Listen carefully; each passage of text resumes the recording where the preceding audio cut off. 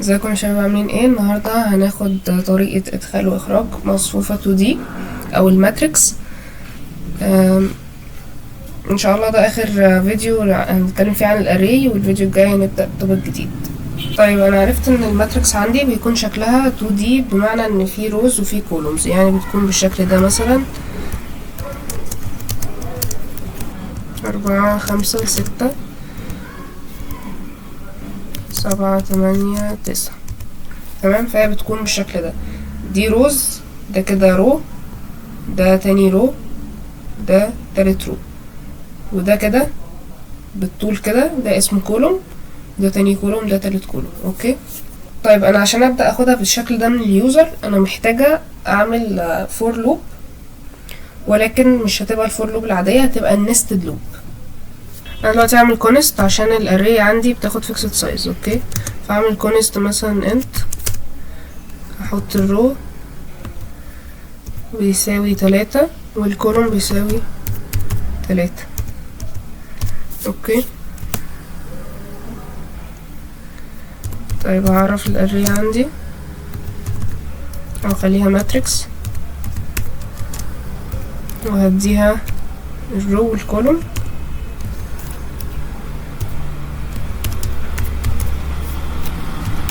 وهبدأ اخد الانبوت بتاعي او الاليمنتس بتاعتي من اليوزر. اوكي، فهعمل مثلا سي اوت واكتب له الجملة دي، وبعد كده ابدأ اخد منه الاليمنتس. اوكي، هعمل فور لوب.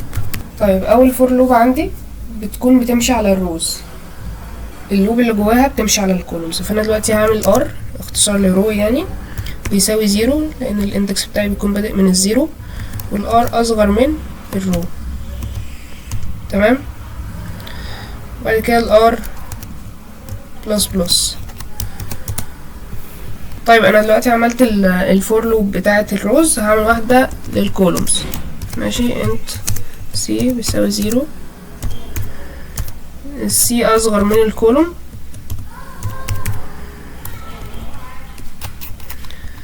و سي بلس بلس.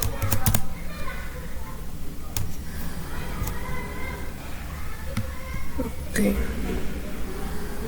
نظبط بس المسافات، وبعد كده هنعمل ايه؟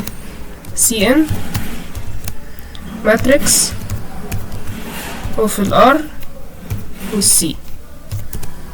تمام، كنترول F5.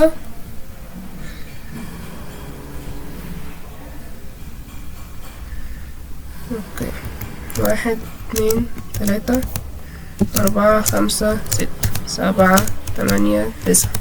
بس كده البرنامج خلص. دلوقتي ايه اللي بيحصل بقى؟ ان انا بديله كل رو بينه سبيس، وكل كولوم بنزل سطر. تمام، بدوس انتر عشان انزل سطر، او ممكن ان انا ادخلهم جنب بعض كده،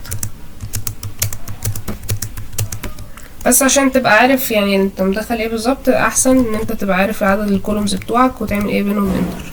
ماشي، عشان ما تنساش element يعني او اندكس معين تنسى تملاه. اوكي. طيب طريقة بقى طباعة الماتريكس دي هتكون ازاي؟ هاخد نفس الفور لوب دي كده، كوبي، ممكن بس اغير في دي،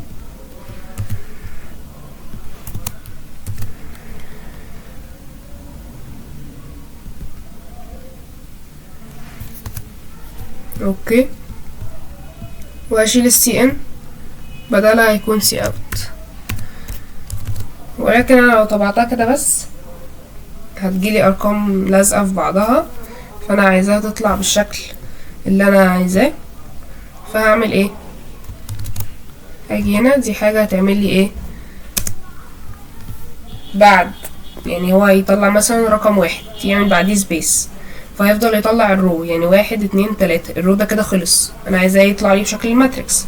فبعد ما الرو يخلص، معنى كده ان انا خلصت اللوب دي في اول iteration من الار. تمام، فكده اول رو خلص، فمحتاج اعمل بعديه سبيس، او يعني انزل سطر تحتيه. هعمل ايه؟ سي اوت الباك سلاش ان. تمام، كنترول F5. اوكي في حاجة ناقصة، ماشي، نسيت السيمي كولون.